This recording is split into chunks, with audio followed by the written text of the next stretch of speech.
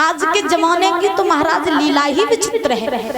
वसुदेव जी आए, कंस ने स्वागत सम्मान किया, आसन पर बैठाला, मंडप गड़वाया और मंडप गड़वाने के बाद में आज वरमाला पड़ी है देवकी की वसुदेव के साथ में। हुआ ऐसा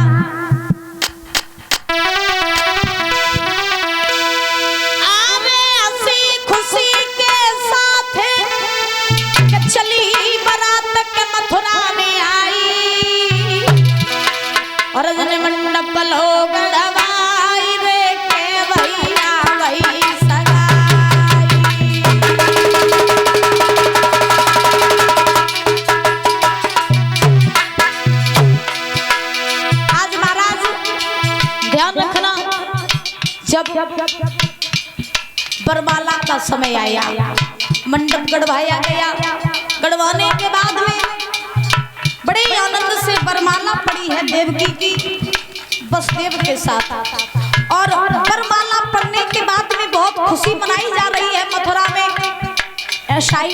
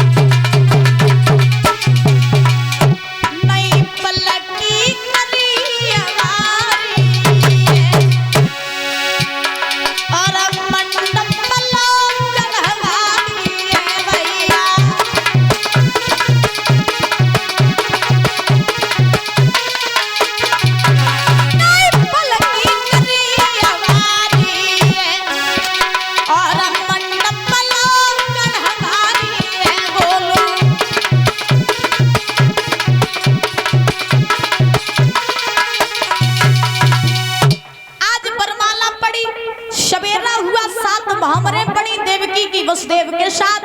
और बहमरे पढ़ने के बाद में बड़े हर्ष उल्लास के साथ में विवाह संपन्न हुआ। विवाह संपन्न होने के बाद में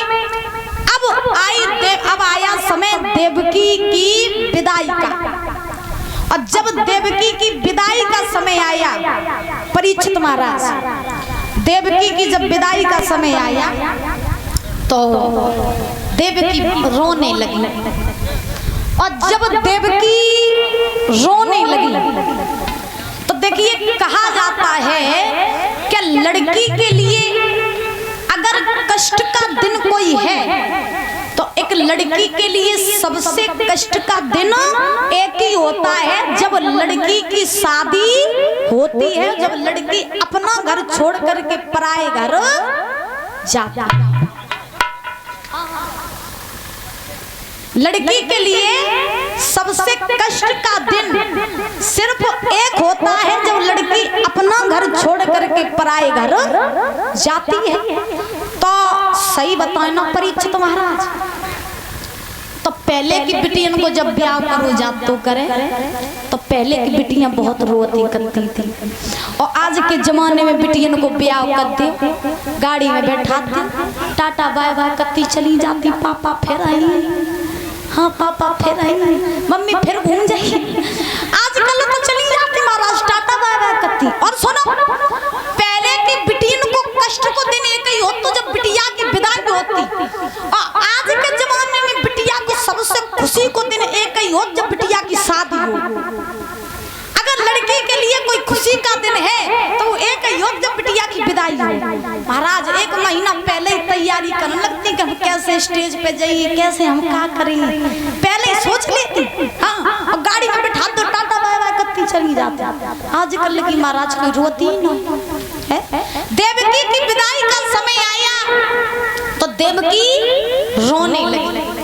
और जब देवकी रोई तो देवकी की जो सहेलियां हैं, सहेलियां वे देवकी को समझाने लगी और कहने लगी, बहना तुम हम सबको छोड़ के आज ससुराल में तो जा रही हो, बात याद रखना। क्या बोली? अरे जा मेरी बहन और रहे सुखारी, जा मेरी बहन तू रहे सुखारी।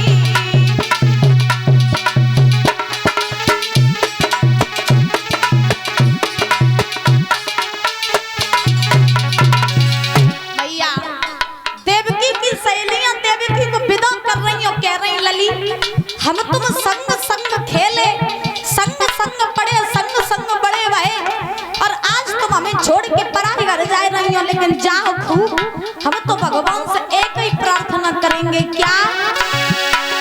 ए जा मेरी बहन तू रहे सुखारी, सुखी रहे परिवारी, मामा सुखी रहे परिवारी।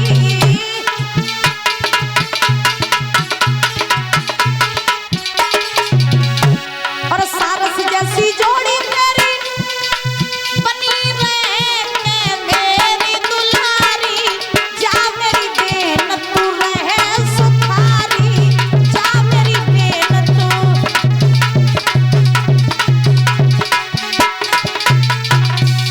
आज विदाई कर रही है देवकी की, कह रही है बेना ससुराल में जाएंगे, खूब आनंद से रहना, सास ससुर की सेवा करना, अपने पति को परमेश्वर मानना, और जाते ही जाते अपने घर को स्वर्ग बना देना।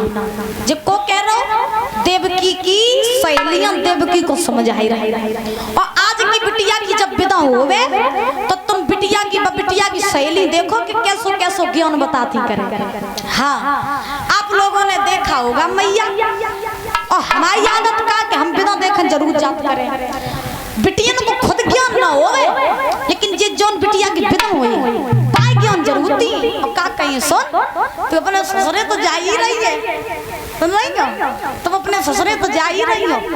देखो देवरानी जेठानी तुम तक कछू गए, खूब लड़ी। अब जो करिया तुम तक कछू गए, छुट्टियां पकड़ के न्यारो गद्दी हो, सुनवे की जरूरत ना है काऊ की। हाँ, और ससुरे में दबके तो कतई न रही हो, आराम से ससुर की सेवा करियो, सास की सेवा करियो। ठीक?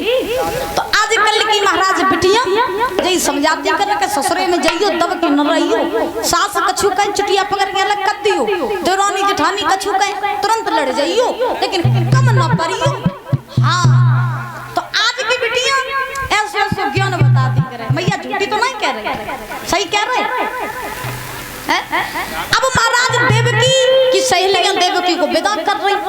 उसके बाद तब तक हुआ ऐसा कि महाराज देवकी की मैया आ गई। मैया देवकी की मैया आई तो देवकी ने अपनी माँ को देखा, और देख करके महाराज देवकी अपनी मैया के गले से लग के रोने लगी। जब देवकी अपनी मैया के गले से लग के रोई तो देवकी मैया से बोली, माँ तू आज मैं खुद से अलग करें दे रही है, तू जब बता तेरे बिना हम कैसे जिंदा रहेंगे। मैया तेरे बिना मर जाएंगे। खेले बड़े इस आंगन में बड़े हुए, खेले कूदे मैया तूने जो चीज की मोए कमी पड़ी तूने मोए वही चीज लेके दई, और आज मैया तू मैं खुद से अलग करें दे रही, तेरे बिना मैं कैसे रहेंगे। अच्छा ध्यान रखना, वास्तव में लड़की के लिए सबसे कष्ट का दिन एक होता है जब महाराज लड़की ससुराल में जाती है। और मेरी माताओं एक बात मेरी ध्यान रखना कि तुम्हारे घर में अगर कोई बहू आवे तो बहू को दबा करके मत रखा करो, उस बहू को तुम अपनी बेटी की तरह रखा करो। और आज को जमानो कैसो है कि घर में जैसे ही बहू आई तो आते याद महाराज जो सास है बहू को बहू नहीं बल्कि महाराज नौकरानी समझ लेती है। हमने तो यहाँ तक देखा कि घर में बहू आई नहीं कि सास गिरी चालू और फिर बहू गिरी चालू, और जब बहू सास ने उल्टी सीधी काट है तो फिर सास चार घर जाके बुराई कत मेरी बहू बहुत बुरी, मैं तो ढूकूं नहीं ढूकन दे, मैं तो पानी नहीं पियन दे, फिर तुम बहू उनकी चार चार घर जाके बुराई करती। ध्यान रखना, ये हर माताओं के लिए, यहाँ जितनी माताएं बैठी हैं ये बात मेरी कान खोल करके सुन लेना कि तुम्हारे घर में अगर बहू आवे तो जब तक तुम बहू को बहू समझियो तो लो बहू तुम्हें डुकरिया समझिए, और तुम बहू को बिटिया समझियो तो बहू तुम्हें माँ समझिए। अब तुम सोच ले कि तुम्हें डुकरिया कब बने का, तुम्हें मम्मी कब बने, सोच लो भैया। हाँ, तो आपके घर में अगर कोई बहू आए, आपके घर में आपके लड़के की बहू आए, तो उस बहू को घर की नौकरानी नहीं बल्कि उस बहू को अपने घर की लक्ष्मी समझा करो, अपने घर की बेटी समझा करो। ये जितनी माताएं बैठी हैं तो वहीं से कह रहे हैं आजकल की न बहुएं कम न सासें कम। हाँ, बहुओं की बुराई करेंगे तो बहू जब गई हमारी बुराई करती, न बहुएं कम न सासें कम। बहू आई तो सास की सासगिरी चालू, फिर तो ऐसे लगते मंजिल के जैसो मंत्री कोई दुनिया में है ही नहीं है। हाँ, तो घर में बहू आ जाया करे तो उसको घर की लक्ष्मी समझा करो। और बहू जितनी बहन बेटियां बैठी अपने ससुराल में जाया करो तो अपने सास ससुर की सेवा किया करो, अपने पति को परमेश्वर माना करो और अपने घर को स्वर्ग बना दिया करो। बात समझ में आ रही है? और आजकल की बिटियां जो ससुरे जाती सो जाते जा सास ससुर को न्यारो कर देती और अपने पति से जा और काती, या तो तुम अपने अम्मा दादा के होई के रहो या फिर हमारे ही होई के रहो, काती का नहीं काती।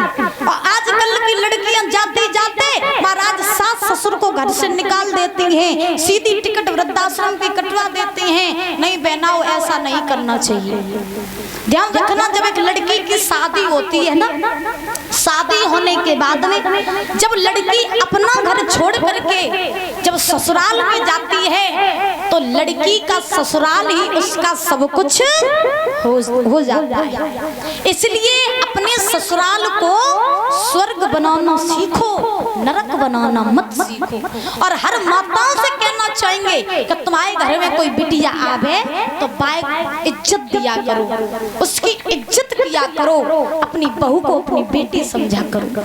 आज के जमाने में बहू घर से आती हैं तो माता ये कहती हैं, हमेशा ताने देती हैं कि तेरे बाप ने तो दो कहा है। कहती हैं कि नहीं कहती हैं? हमेशा यही कहती हैं, तेरे बाप ने तुझे दिया क्या है? बताओ बुजुर्गों, कहती हैं। आजकल की माताएं बहू कितना भी लेकर के आए फिर भी हमेशा एक ही बात कहती हैं, एक ही ताना देती हैं कि तेरे बाप ने तुझे क्या दिया है। एक बात ध्यान रखना, जो बाप अपनी बेटी को खिलाता है, पिलाता है, बड़ा करता है, अपने पलकों पर बैठाल करके रखता है, जो बाप अपने कलेजे का टुकड़ा तुमको दे देता है और तुम उससे ये कहती हो कि तेरे बाप ने क्या दिया है, चुल्लू भर पानी में डूब करके मर जाओ। जो ये कहते तेरे बाप ने क्या दिया, तू मायके से क्या लेके आई।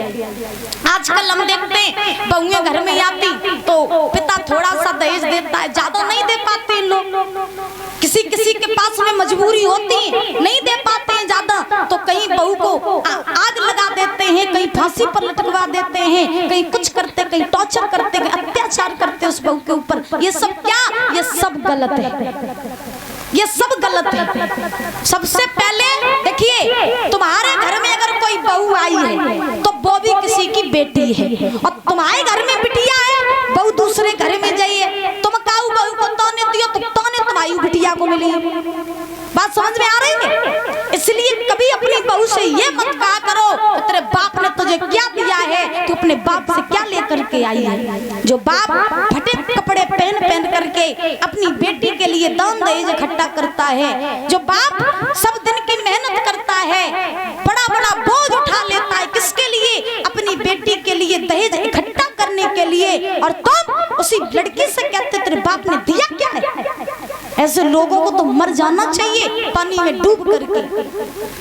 एक लड़की ससुराल में जाती है और ससुराल में जाकर के महाराज जब उसके ससुराल वाले उसको परेशान करते हैं तो परेशान करने के बाद में महाराज वो लड़की ससुराल में ही अपने पिता के लिए पत्र लिखती है और पत्र में अपने पिता से कहती है कि हे पिताजी,